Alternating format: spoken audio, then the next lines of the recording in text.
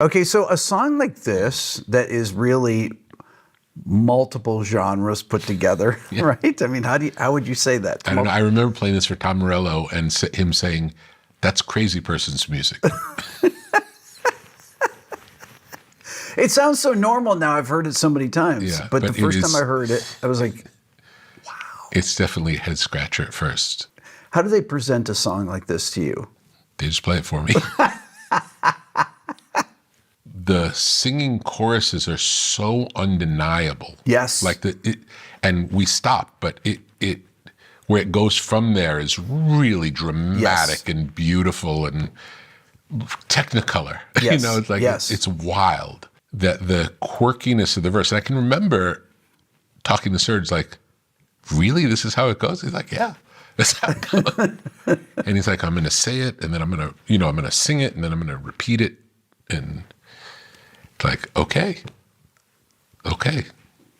When you find a band like this that is so unique, and I think a lot of the projects that you pick to work with are so unique. There's really no other Chili Peppers out there. There's no System of a Down out there. Mm-hmm.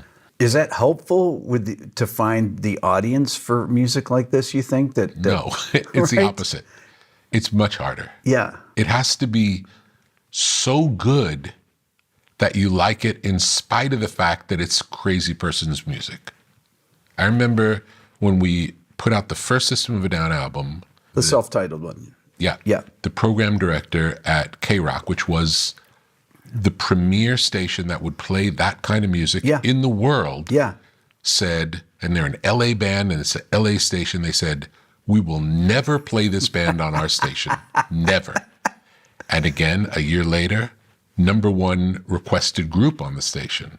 There you go. So it's like, with all of these things, we're fighting uphill because they're not really supposed to be popular. Right. They're too weird. You were a label president, and then you're a producer. They're two completely different roles. Are they related at all? Well, for me, they are, in that I like weird things. I like being surprised. I like hearing something I haven't heard before. I like being challenged by music. And when something can do that and I like it, instead of just be annoyed or hate it, which can happen, when something's really is just not for you, not my cup of tea.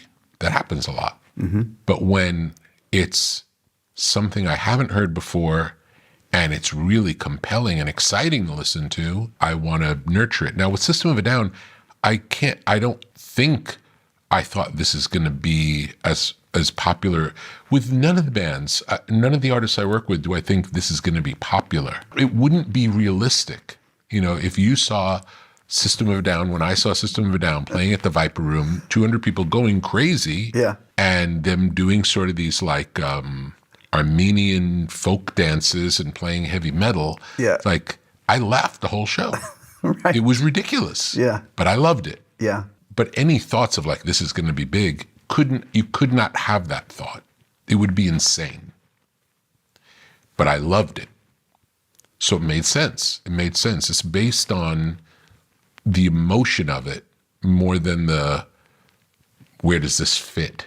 I never consider, where does this fit? It's something I wrote in the book, The Audience Comes Last. Yeah. I really believe that.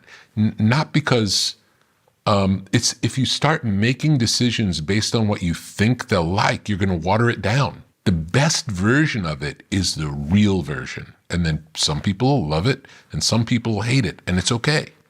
That's how it's supposed to be. Right. If you water it down for more people to like it, then the people who like it won't like it as much. And for the other people, it'll be passable, it'll be okay, middle of the road. Who wants to be middle of the road?